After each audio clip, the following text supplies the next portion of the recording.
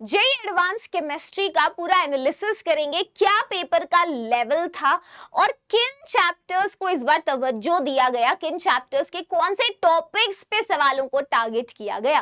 देखो, मेंस का जो पेपर हुआ था 2026 में, वो उसकी डिफिकल्टी हम जानते हैं। इस बार बच्चों को धूल चटाई गई थी मेंस के अंदर। तो क्या एडवांस तुम्हें आसान मिलने वाला था? एडवांस में कहाँ राहत मिलती? इस बार फिजिक्स ने तो बच्चों के भाई पसीने छुड़ा दिए। तो केमिस्ट्री भी कोई खासा आसान नहीं थी कि हम कहें केमिस्ट्री बिल्कुल ही इजी से मॉडरेट आई हुई थी, नहीं।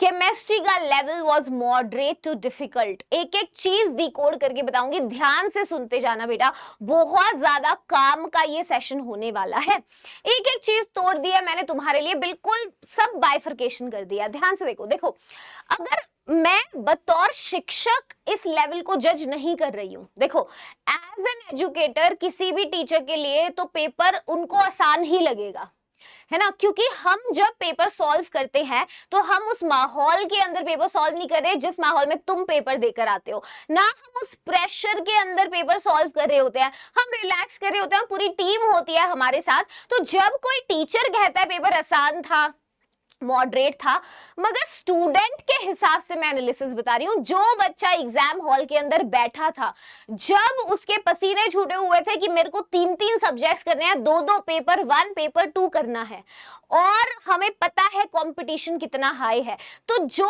उस वक्त बच्चे का मेंटल स्टेट और प्रेशर और एंजाइटी और फियर होता है, उस बात के ऊपर पेपर का लेवल जज किया जाता है। ये भी फैक्टर्स इनटू कंसीडरेशन लिए जाते हैं। तो बेटा, एक स्टूडेंट के बिहाफ पे मैं आपको बता दूं कि केमिस्ट्री का जो पेपर था इस बार, जो केमिस्ट्री का सेक्शन था, वो मैं ये नहीं कहूंगी आसान कैटेगरी में था। हाँ, कुछ क्वेश्चंस आसान जरूर थे, मगर ओवरऑल पेपर की अगर हम बात करें तो it was moderate to tough. Moderate to tough. Paper 1 में आए थे 16 सवाल और पेपर 2 में आए थे 18 सवाल। ठीक है, पेपर 1 की केमिस्ट्री फिर भी डुएबल थी, अगर आपने पूरा साल अच्छे से मेहनत कर रखी थी, आपके कॉन्सेप्ट्स क्लियर थे, तो पेपर 1 की केमिस्ट्री मुश्किल नहीं थी उतनी ज्यादा। मगर पेपर 2 में बहुत ज्यादा डेप्थ के क्वेश्चंस थे। पेपर 2 में केमिस्ट्री का लेवल बहुत ही बढ़िया पूछा गया था, हाई लेवल क्वेश्चंस थे। तो अगर मैं बताऊं तुम्हें ओवरऑल, देखो टैगिंग बताऊं तो केमिस्ट्री में बेटा पेपर 1 के अंदर 3 आसान सवाल थे, लगभग 6 मॉडरेट थे और 7 डिफिकल्ट क्वेश्चंस थे। तो you will call the paper moderate to difficult. जहां तुम देखो 7 क्वेश्चन आपने डिफिकल्ट डाल दिए हैं और ये 3 इजी में भी कुछ बच्चों को तो शायद 1-2 ही आसान लगे, मगर ओवरऑल मोटा मोटा मैं बताऊं तो 16 क्वेश्चंस का कुछ ये हिसाब किताब था। और भैया फिजिक्स और मैथ्स का तो हम अलग से डिस्कस करेंगे, है ना। अभी हम केमिस्ट्री की बात कर रहे हैं। अच्छा, तो मतलब 10 नंबर की केमिस्ट्री तुम बोल लो आसान आई थी और बाकी 23 और 27 नंबर की केमिस्ट्री हालत टाइट करने वाली आई थी। तो केमिस्ट्री के बारे में हम हमेशा ही बोलते हैं केमिस्ट्री के बिना तो तुम आईडी नहीं पहुंच सकते, बात बेशक सही है, मगर केमिस्ट्री के बेटा ये 10 नंबर इजी और मॉडरेट जो 23 नंबर है, इसमें काफी क्वेश्चन पेपर 1 में डुएबल थे। कि वही जैसे मैंने कहा कि आप अच्छे से सिंसियरली अगर पूरे कोर्स का आपने स्टडी किया है इन डेप्थ, तो ये मॉडरेट क्वेश्चंस आप बना पाते। ठीक है, तो हमारा जो बेसिकली जो मार्क्स का डिस्ट्रीब्यूशन ओवरऑल निकल कर आता है कि मेजरली तो भाई थोड़े मॉडरेट टू टफ ही क्वेश्चंस रहे। पेपर 2 में क्या हुआ? पेपर 2 में तो ट्विस्ट होता ही है। पेपर 2 में कहां तुम्हें केमिस्ट्री बख्शने वाली है, बहुत मुश्किल आई है केमिस्ट्री पेपर 2 में। एक स्टूडेंट के पॉइंट ऑफ व्यू से जब वो सेकंड पेपर लिखने जा रहा है, ऐसे ऐसे सवाल थे कि शायद उससे क्वेश्चन हिलाना मुश्किल हो रहे थे। देखो, एक सवाल बेटा केमिस्ट्री मॉडरेट 11 थे, सिर्फ एक ही क्वेश्चन इजी था, मॉडरेट 11 थे और टफ क्वेश्चंस अराउंड 6 थे। तो लगभग अगर मैं बोलूं तो मान लो 39 मार्क्स की केमिस्ट्री अपनी मॉडरेट थी और बाकी 19 नंबर की डिफिकल्ट थी। तो आसान में तो भाई यहां तुम्हें कोई राहत नहीं दिखी। Mainly again it goes to moderate to the difficult side. अब सवाल, मैम कौन से ऐसे चैप्टर्स थे जिन पे ज्यादा तवज्जो दिया जाए? हो सकता है काफी बच्चा अब जो इस वीडियो को देख रहा है वो 2027 एस्पिरेंट हो, या 26 में जो देकर आया वो शायद एक और अटेम्प्ट लेगा पेपर देने के लिए। काफी ऐसा बच्चा भी होगा जो भी कंफ्यूज्ड है, 2026 में है मगर सोच रहा है कि मैम ड्रॉप लेना चाहिए या नहीं। देखो मैं तुम्हें ईमानदारी से बताऊं बेटा, आप जब तक काउंसलिंग करेंगे, आप मान लीजिए सीसैप का भी लास्ट राउंड तक आप पहुंच गए तो बहुत समय लग जाएगा। आराम से अगस्त सितंबर तो आपको जाके पता चलेगा कि आपको कोई कॉलेज मिल रहा है या कैसा कॉलेज मिल रहा है, और जिसमें आप सेटिस्फाइड नहीं है। आपको फील होगा यार ये तो घर के पास प्राइवेट कॉलेज है, इसमें जाने से अच्छा तो मैं एक काम करता हूँ, सितंबर तो हो ही चुका है, अक्टूबर नवंबर दिसंबर 3 महीने में मेंस होने वाला है, तो एक काम करता हूँ मेंस दे के देखता हूँ। फिर 3 महीने में फिर वही वन शॉट देखो, 5 घंटे का वन शॉट देखो, PYQ करो, फिर एग्जाम देने जाओ, फिर सिलेक्शन नहीं होता, फिर आप सोचते हो अप्रैल अटेम्प्ट दूंगा। तो टेक्निकली आपका ईयर ड्रॉप अपने आप हो जाता है उस सिचुएशन में, जो ज्यादा बेकार सिचुएशन है एज कंपेयर टू अगर आप अभी से डिसाइड करते हैं कि मैं पूरा डेडिकेटेडली इसको देने वाला हूं। जेई एडवांस का मैंने सारा एनालिसिस बताया, मेंस के पहले कर रखे हैं ऑलरेडी सारे एनालिसिस, है ना। तो अगर बेटा ड्रॉपर लेना चाहते हो, दिस इज द टाइम। जून से पढ़ के 7 महीने मिलेंगे और आप आराम से मेंस को जनवरी अटेम्प्ट में निकाल सकते हैं ताकि एनआईटी सिक्योर हो जाए, और फिर मई तक आप सिर्फ एडवांस का फोकस देंगे। बोर्ड एग्जाम की टेंशन भी नहीं होगी। हमने अभी एक बैच लॉन्च किया था, तुम्हें पता भी होगा, मैं दिखा भी देती हूँ, Eklavya dropper for JEE. Trust me guys, 1 मई से इसकी क्लासेस शुरू हुई थी इस बैच की, और तुम्हें पता है with in 2 days batch was full. इतने ज्यादा स्टूडेंट्स की क्वेरी आई, हमने तो बैच को बंद करके पैसे बढ़ा दिए थे। इतने मैसेजेस आए कि मैम सर ये बैच को प्लीज ओपन करिए। तो बेटा ये बैच हमने मई में किया था, इसके सीट्स तो फुल हो चुके हैं, इस बैच में तो तुम्हें नहीं डाल सकते हैं, मगर इतना रिक्वेस्ट आया, इतने स्पैमिंग हो गए हमारी कम्युनिटी पोस्ट पे, कमेंट्स में, हर जगह, इवन मेरे इंस्टाग्राम तक बच्चे आके पूछ रहे हैं मैम एकलव्य का फेज 2 कब आएगा।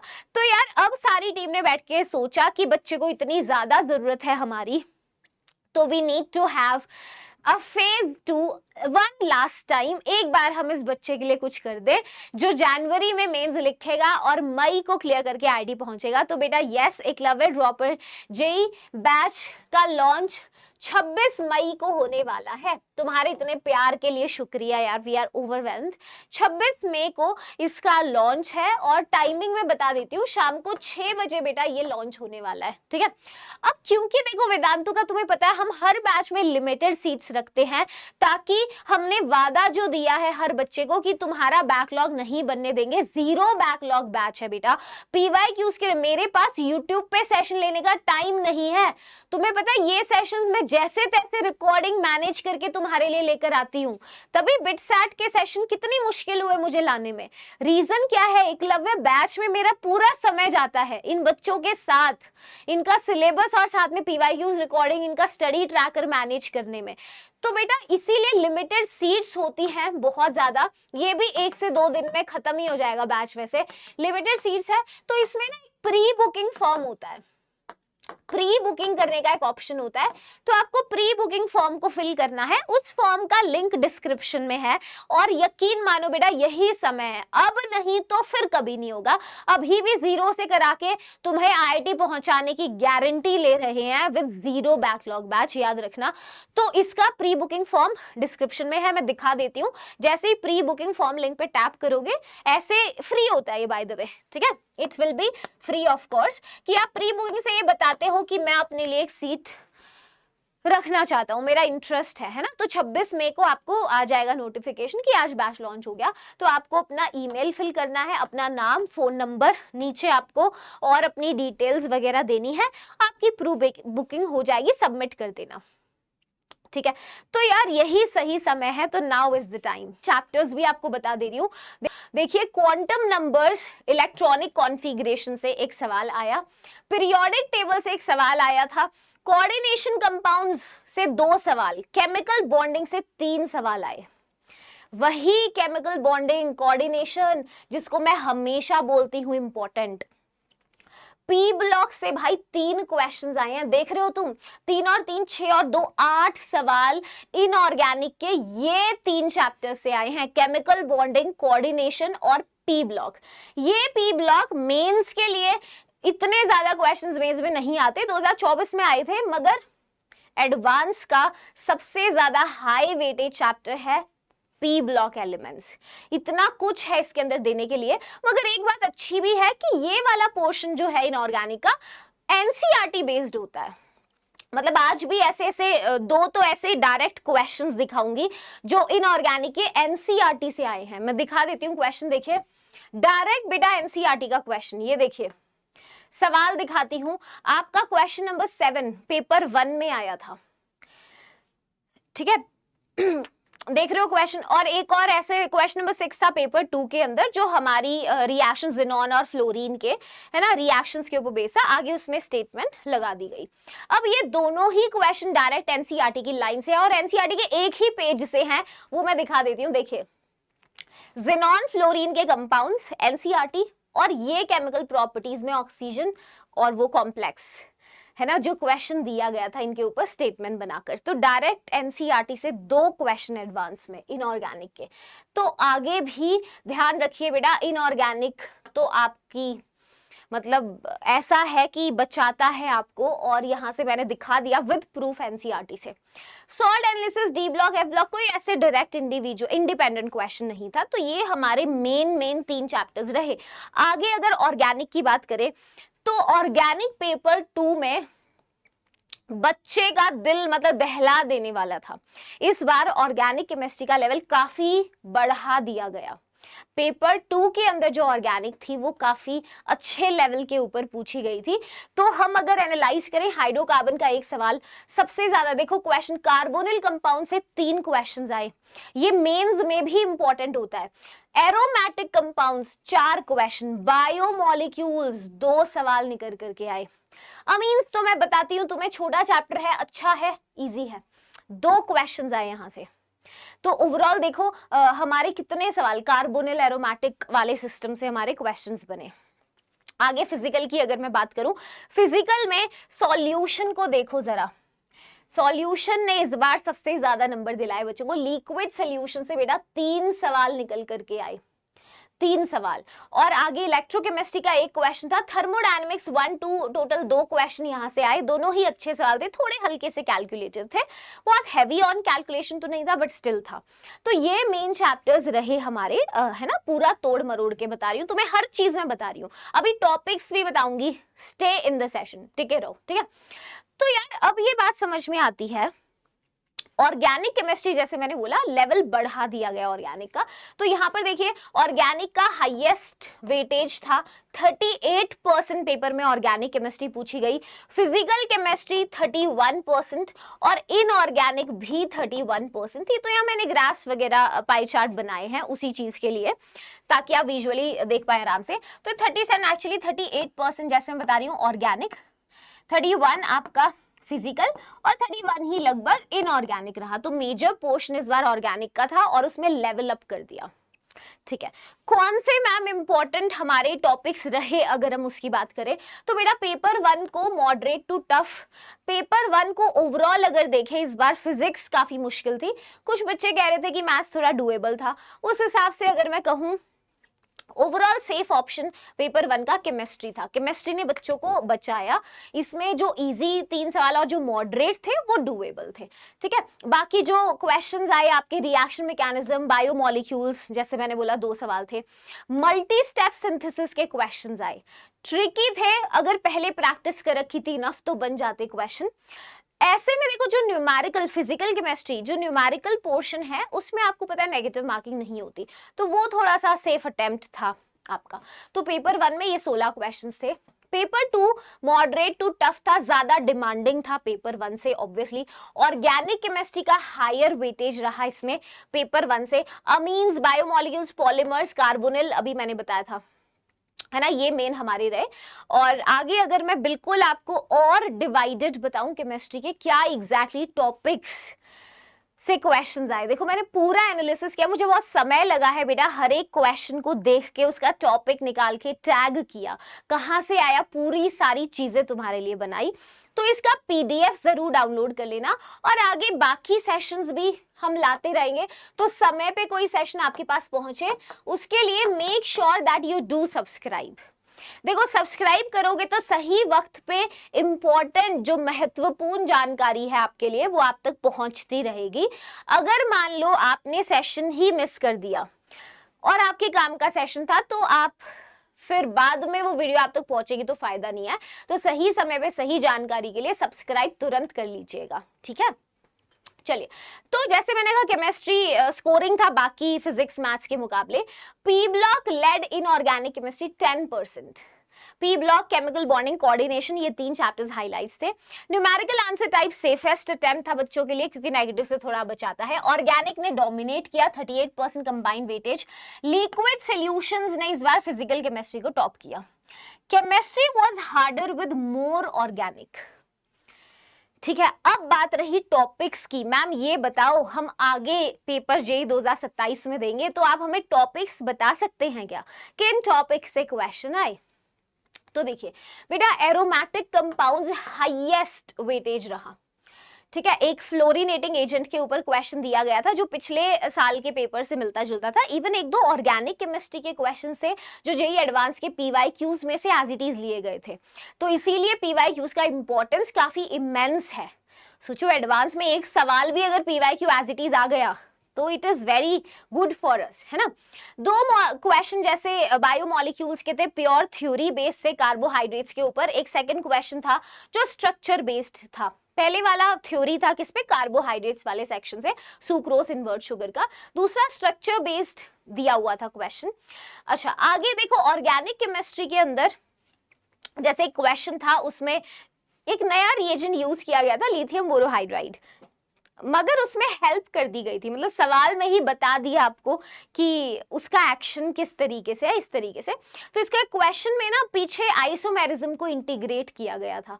तो अगर आप स्टेटमेंट सही से पढ़ते तो ये क्वेश्चन काफी डुएबल था। पेपर सोल्यूशन मैंने कराया, उसमें देख लेना, पेपर 1 में आया हुआ था, ठीक है। तो मतलब बेसिकली ऑर्गेनिक के जो क्वेश्चंस थे ये ऐसे नहीं थे जो रट्टाफिकेशन करके आप कर लेते, काफी कॉन्सेप्चुअल क्वेश्चंस थे। तो अगर बेसिक्स फंडामेंटल्स क्लियर थे, थोड़ा मैकेनिस्टिक अप्रोच रखते हो तो ऑर्गेनिक हो पाती, वरना it was tricky. Carbonyl second most important. मैंने कई बार तुम्हें बोला था कि भाई ये इसको देखना अच्छे से कार्बोनिल को। बाकी पॉलीमर्स और आपका जैसे जलडाल मेथड से क्वेश्चन आया था, उसमें फिजिकल और ऑर्गेनिक को मिक्स कर दिया गया था। इंटरमिक्स्ड टॉपिक्स के क्वेश्चन से लिक्विड सॉल्यूशन में क्वेश्चन था, मोलालिटी दे रखी थी, मोल फ्रैक्शन निकालना था आपको वेपर फेज में एक सब्सटेंस का, ठीक है। इलेक्ट्रोकेमिस्ट्री से डायरेक्ट एप्लीकेशन खोल्ड्रॉश लॉ का क्वेश्चन था। थर्मोडायनेमिक्स 1, इसमें मिनिमम वर्क पूछा गया था, मतलब था आइसोथर्मल इरिवर्सिबल प्रोसेस दिया गया था, लास्ट में मिनिमम वर्क लगा के आपसे क्वेश्चन पूछ लिया था। सरफेस केमिस्ट्री, देखो आयनिक का इंडिपेंडेंट कोई सवाल नहीं आया, जो अपने आप में एक बड़ी बात है। जनरली आयनिक का अच्छा खासा वेटेज होता है एडवांस के अंदर, है ना, मगर इस बार सरफेस केमिस्ट्री के साथ आयनिक को मिक्स किया। एक क्वेश्चन था उसमें आपको फ्रेंडलिच आइसोथर्म के साथ आयनिक का कॉन्सेप्ट मिक्स कर दिया गया था।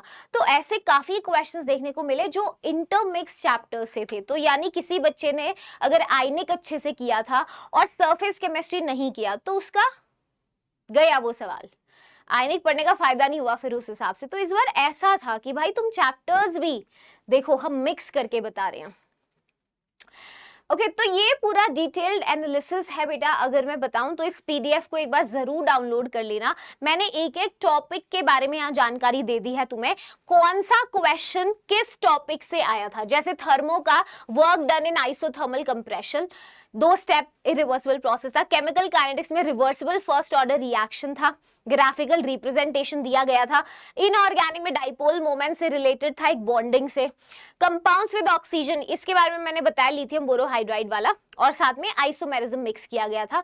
एटॉमिक स्ट्रक्चर का 2s2p ऑर्बिटल एनर्जी वाला पॉइंट पूछा था। पी ब्लॉक के अंदर आपको 3 क्वेश्चंस दिखे थे। तो मैंने हर एक सवाल, ये पेपर 1 है, पेपर 1 के अंदर 16 क्वेश्चन थे, 16 के 16 क्वेश्चन का मैंने टॉपिक लिख दिया है, किस टॉपिक से किस टाइप का सवाल आया था, समझ गए। ऐसे ही पेपर 2 है, जैसे इलेक्ट्रोकेमिस्ट्री में मोलर कंडक्टिविटी और खोल्ड्रॉश लॉ सॉल्युबिलिटी प्रोडक्ट का सवाल था। तो ये बेटा पूरा पीडीएफ बहुत काम का रहेगा आपके लिए। और एनसीईआरटी का वो पेज भी डाल दिया जहां से 2-2 सवाल एडवांस में आए थे। तो अगर ड्रॉप लेने के लिए हल्की सी भी मन में आशंका है तो माँ बाप को वीडियो दिखा देना। और आगे बेटा इस वीडियो से हमें पता चला कि जेईई एडवांस इस बार कैसा था, और 27 के लिए एक और मौका खुद को देने में कोई हर्ज नहीं है। जो भी तकलीफ है तुम्हें वो सारी इस बैच में हम हटा दे रहे हैं। Eklavya dropper batch phase 2 and the final phase, क्योंकि जून में आप ला सकते हैं, जून से शुरू करके सिलेबस आप आईडी पहुंच सकते हैं। आप 99.9 परसेंटाइल लाके अपने लिए आईआईटी आगे एडवांस लिख के पहुंच सकते हैं। इससे ज्यादा लेट होगा तो सिलेबस आईआईटी का इतना वास्ट है, फिर पॉसिबल नहीं होगा। आपने आज एनालिसिस देखा, आपको आइडिया लग गया कि कौन से चैप्टर्स जो मेंस में इंपॉर्टेंट है वो एडवांस में भी इंपॉर्टेंट है, कौन से चैप्टर्स ऐसे हैं जिसपे थोड़ा रिस्क लिया जा सकता है। ये सारा बेटा एकलव्य ड्रॉपर बैच में टीचर्स ने, हमने जिम्मेदारी ली है। तो तुम्हें उस स्पॉट में नहीं डालेंगे जहां तुम अकेला महसूस करो, तुम्हें समझ ना आए कब क्या कैसे कितनी देर कहां से पढ़ना है। सब कुछ हम टीचर्स कराएंगे, एवरीथिंग हेड टू टो। सिर्फ क्लासेस में रहना होगा और बेटा मेहनत करनी होगी। ड्रॉपर बैच में वही बच्चा है जो अगले 7 महीने खून पसीना एक कर सकता है हमारे साथ। ठीक है, समझ गए? तो अगर भरोसा करते हो तो तुम्हारे लिए जीरो बैकलॉग वॉच आखिरी फेज में लॉन्च कर दिया, क्योंकि हम तुम पे पूरा भरोसा रखते हैं कि अपना जीवन संवारने के लिए बेटा एक मौका तो खुद को दे ही सकते हो, है ना। और ताकि कभी आगे 10 साल बाद फर्क नहीं पड़ेगा 2027 में तुम बीटेक में एडमिशन लिए थे कि 26 में लिए थे, फर्क नहीं पड़ेगा जब करियर बनता है। ठीक है, तो ये एकलव्य ड्रॉपर बैच का फेज 2 26 मई को लॉन्च है, याद रखना। इसका प्री बुकिंग फॉर्म भरना जरूरी है पहले, तो लिंक डिस्क्रिप्शन के अंदर है, फॉर्म फ्री ऑफ कॉस्ट होता है। ठीक है, तो इसको फिल आउट कर देना एंड 26 मई को मिलेंगे with the biggest ever launch of the biggest batch which promises zero backlog. ठीक है, ये सबसे ज्यादा डिटेल्ड एनालिसिस था। इस पेपर का पीडीएफ आप जरूर डाउनलोड कर लीजिएगा, मैं टेलीग्राम पे और डिस्क्रिप्शन बॉक्स में ऐड करा दूंगी। मगर एक चीज ध्यान रखना बेटा, आपको चैनल पे जुड़े रहना है। अगर आप सब्सक्राइब रहेंगे तो ये सारी ऐसी आपके पास जानकारी कॉलेजेस के लिए पूरा हेल्प और जेईई एग्जाम से रिलेटेड सारा प्रिपरेशन इस चैनल पे होता है।